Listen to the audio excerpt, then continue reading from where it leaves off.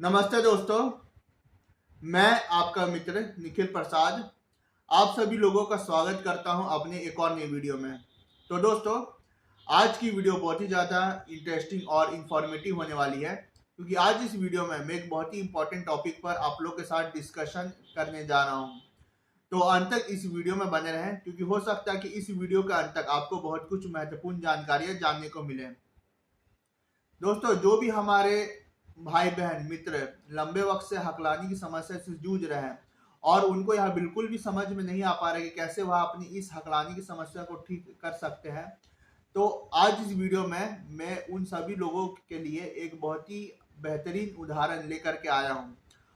जो उदाहरण किसी और का नहीं बल्कि हमारे देश के माननीय प्रधानमंत्री श्री नरेंद्र मोदी जी का उदाहरण है। अगर आप एक भारतीय हैं तो जरूर आपने कभी ना कभी मोदी जी का भाषण सुन रखा होगा कि कैसे वह अपनी भाषण में बहुत ही इफेक्टिवली लोगों से कम्युनिकेट करते हैं और अपनी बातें लोगों तक पहुंचाते हैं। आपने मोदी जी को कभी भी बहुत ज्यादा फास्ट बोलते हुए नहीं देखा होगा कि वह बहुत ही ज्यादा फास्ट बोलते हैं।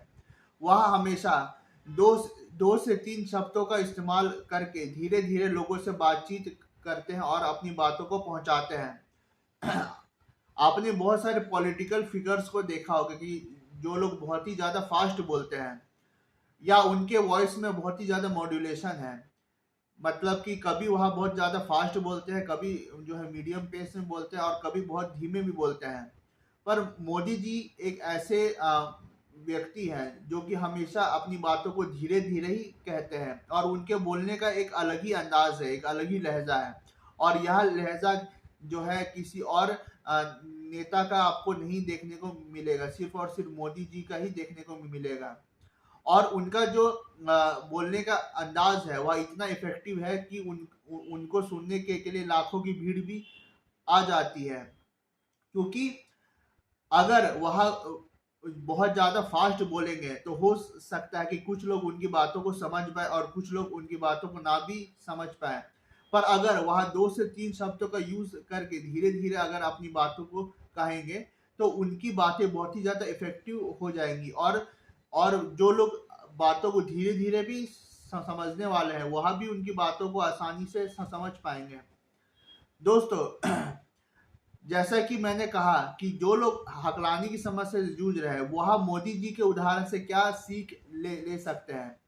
वह मोदी जी के उदाहरण से यह सीख ले सकते हैं कि जब हम हकलाने वाले अपनी बातों में अटकते हैं और या बहुत ही धीरे धीरे बोलते हैं तब हम यह देखते हैं कि सामने वाला कितना इफेक्टिवली और कितना तेज रफ्तार में बोल पा रहा है और हमें उसके बोलने के अंदाज से काफी ज्यादा ऑब्सेशन होता है। और हमें भी अंदर अंदर यह गिल्ट महसूस होता है कि हम लोग इतने अच्छे से और कितना इतनी तेजी से क्यों नहीं बोल पा रहे हैं। और हमें हमेशा जो है यह गिल्ट महसूस होती है कि हम लोग इतने फास्ट स्पीकर क्यों नहीं है और हम लोग शब्दों पे क्यों अटक रहे हैं या हमें शब्द धीरे धीरे क्यों बोलने पड़ रहे हैं। तो हमें जो है हमेशा फ्लुएंसी का ऑब्सेशन होता है।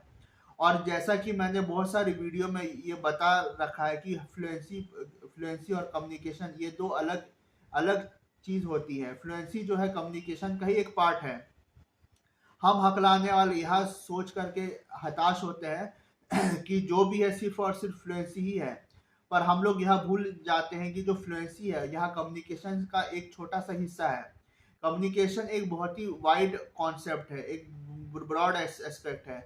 और कम्युनिकेशन में फ्लुएंसी आती है, आपका जो है बॉडी लैंग्वेज आता है, आपका आई कांटेक्ट आता है, आपका जो है वॉइस मॉड्यूलेशन आता है, आपका पिच आता है, आपका इंटोनेशन आता है, बहुत कुछ आता है। और कम्युनिकेशन जो है एक वाइड कॉन्सेप्ट है और फ्लुएंसी उसका एक पार्ट है। अगर आप किसी एक पार्ट में कमजोर है ना, आपकी फ्लुएंसी अगर बाकी के कंपैरिजन में उतनी अच्छी नहीं है, पर इसका मतलब यह नहीं है कि आप एक अच्छे कम्युनिकेटर बिल्कुल नहीं बन सकते। नहीं, आप एक अच्छे कम्युनिकेटर बन सकते हैं और आपके अंदर भी यह एबिलिटी है कि आप अपनी बातों को सामने वाले तक पहुंचा पाए। क्योंकि जैसे कि मैंने मोदी जी का एग्जाम्पल दिया कि कैसे वह अपनी बातों को धीरे धीरे करके लोगों तक पहुंचाते हैं। क्योंकि जैसा कि मैंने कहा कि बहुत सारे लोग ऐसे भी होते हैं कि बातों को धीरे धीरे समझ पाते हैं और अगर कोई उनके सामने फास्ट बोल के निकल जाए तो उनको बिल्कुल भी समझ में नहीं आएगा। तो इस ढंग से बोलने से क्या होगा कि हर लोगों तक, हर किस्म के लोगों तक उनकी बातें अच्छे से पहुंच पाएंगी और सबको उनकी बातें समझ में आ पाएंगी। और आपने यह भी गौर किया होगा कि मोदी जी एक सांस में ज्यादा से ज्यादा 2 शब्द ही बोल पाते हैं या 2 शब्द ही बोलते हैं, है ना। और यह इंटेंशनली बोलते हैं ताकि उनकी बातें बहुत ही ज्यादा इफेक्टिव लगे और सामने वाला उनकी बातों को बहुत अच्छे से शांति से समझ पाए और उसको समझने में बिल्कुल भी परेशानी ना हो। और आपने यह भी गौर किया होगा कि मोदी जी पॉजिंग और प्रोलोंगेशन का बहुत ही अच्छे से यूज करते हैं। वह शब्दों को बहुत ज्यादा खींच खींच के स्ट्रेच करके बोलते हैं और उनका वॉइस मॉड्यूलेशन भी बहुत अच्छा है ना। इतना अच्छा वॉइस मॉड्यूलेशन बहुत ही कम स्पीकर का मैंने देखा है। वह किसी भी शब्द को कम से कम 2 से 3 सेकंड स्ट्रेच करके खींच के बोलते हैं और उनके शब्दों के बीच में पॉजिंग भी आती है जो कि बहुत ही अच्छा है। क्योंकि पॉजिंग लेने से क्या होगा कि वह आउट ऑफ ब्रेथ बिल्कुल भी नहीं होते हैं और आउट ऑफ ब्रेथ ना होने की वजह से उनको कम थकान होती है बोलते हुए। और जो फास्ट स्पीकर होते हैं वह बिल्कुल भी जो है ब्रेथ लेकर के नहीं बोलते और उनको बोलने में ज़्यादा कंपेरेटिवली थकान होती है। तो इस वजह से क्या होता है कि उनको बार बार पानी पीना पड़ता है बोलते हुए। तो मोदी जी के उदाहरण से हम लोग बहुत कुछ सीख सकते हैं। खासकर वो लोग जो लोग हकलाते हैं, वहाँ उनसे यह मिस्टेक होती है कि वह शब्दों को खींच के स्ट्रेच करके नहीं बोलते हैं। वह चाहते हैं कि जो नॉर्मल ढंग से शब्द लोग निकालते हैं वह भी उसी ढंग से शब्द निकाल दें, जो कि उनसे हो नहीं पाती क्योंकि उनको स्टैमरिंग की समस्या है। और मोदी जी के एग्जाम्पल से हम लोग यह सीख सकते हैं कि अगर हम लोग शब्दों पर जोर दे करके बोले, अगर वर्ड्स को स्ट्रेच करके बोले, तो इससे हमारी स्पीच धीमी नहीं होगी बल्कि और इम्पैक्टफुल हो जाएगी, है ना। हम लोग हमारा जो लक्ष्य है ना, वो कम्युनिकेशन है ना कि फ्लुएंसी है। और जो हकलाने वाले लोग होते हैं उनका ऑब्सेशन सिर्फ और सिर्फ फ्लुएंसी होता है। वह चाहते हैं कि वह फास्ट बोल के लोगों को दिखाते कि हाँ वह फास्ट बोलने वाले व्यक्ति और वह किसी से कम नहीं है। पर मोदी जी के एग्जाम्पल से हम सीख सकते हैं कि फास्ट बोलना हमेशा इंपॉर्टेंट नहीं होता है और फास्ट बोलने से अलावा भी कम्युनिकेशन में बहुत कुछ मायने रखती है। आपका बॉडी लैंग्वेज है, आपका आई कांटेक्ट है, आपका वॉइस मॉड्यूलेशन है, आपका पिच है, आपका टोन है, आपका जो है वॉल्यूम है, बहुत कुछ आपका मायने रखता है आपके स्पीच में। और अगर आप सिर्फ और सिर्फ अपनी फ्लुएंसी पर ही फोकस कर रहे हैं तो यहाँ आप अपने साथ बिल्कुल भी ठीक नहीं कर रहे हैं। मोदी जी जो है अपने शब्दों के बीच में बिल्कुल पॉजिंग लेकर के बोलते हैं जिससे कि उनको बहुत कम थकान होती है और वह बहुत अच्छे से प्रोलोंगेशन का यूज करके बोलते हैं और जिससे कि क्या होता है कि उनके शब्द बहुत ही ज़्यादा इम्पैक्टफुल हो जाते हैं और लोगों को और ज़्यादा इंटरेस्ट महसूस होता है कि मैं और जो है लंबे वक्त तक उनकी भाषण को सुन कर जाऊँ और लोगों को जो है वो उनकी भाषण और भी ज़्यादा इंटरेस्टिंग लगती है। और वही अगर कोई फास्ट स्पीकर है तो हो सकता है कि फास्ट स्पीकर की बातें कुछ लोगों को समझ में आ जाए, कुछ लोगों को ना भी समझ में आ पाए। पर मोदी जी की जो वे ऑफ स्पीच है वह ऐसी है कि उसका कोई जवाब नहीं है। वह वॉइस मॉड्यूलेशन का भी बहुत अच्छा यूज करते हैं। वह अपने शब्द को स्ट्रेच करके बोलते हैं जिससे कि उनके शब्द और ज़्यादा इम्पैक्टफुल बन जाते हैं।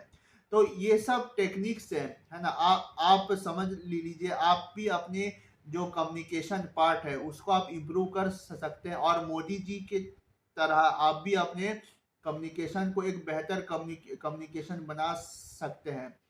और उनके उदाहरण से हम ये भी सीख सकते हैं कि सिर्फ फ्लुएंसी ही जो है कम्युनिकेशन नहीं होती है।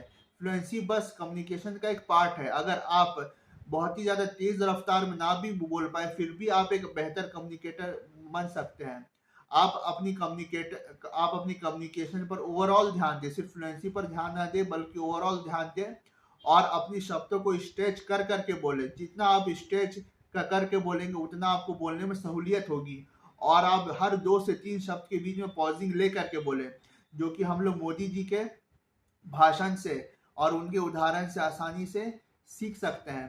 तो दोस्तों, इस वीडियो के अंत में मैं एक छोटा सा वीडियो की क्लिप डाल दूंगा जो कि मोदी जी के भाषण का, और उनसे आप सीख सकते हैं कि कैसे वह शब्दों को स्ट्रेच करके खींच के बोलते हैं, और उनका जो बोलने का लहजा है, स्टाइल है, वह कितना धीरे है, और इस लहजे से कोई भी उनके बातों को आसानी से समझ पाता है। तो दोस्तों, अगर आपको यह वीडियो पसंद आया तो आप मेरे वीडियो को लाइक करें, चैनल को सब्सक्राइब करें, और यह वीडियो अन्य मित्रों के साथ शेयर भी करें जिन मित्रों को स्टैमरिंग की समस्या है। यह वीडियो अंत तक देखने के लिए बहुत बहुत धन्यवाद आप सभी लोगों का। देश के 80 करोड़ गरीबों को मुफ्त राशन देने वाली योजना को भाजपा सरकार अब अगले 5 साल के लिए और बढ़ाएगी।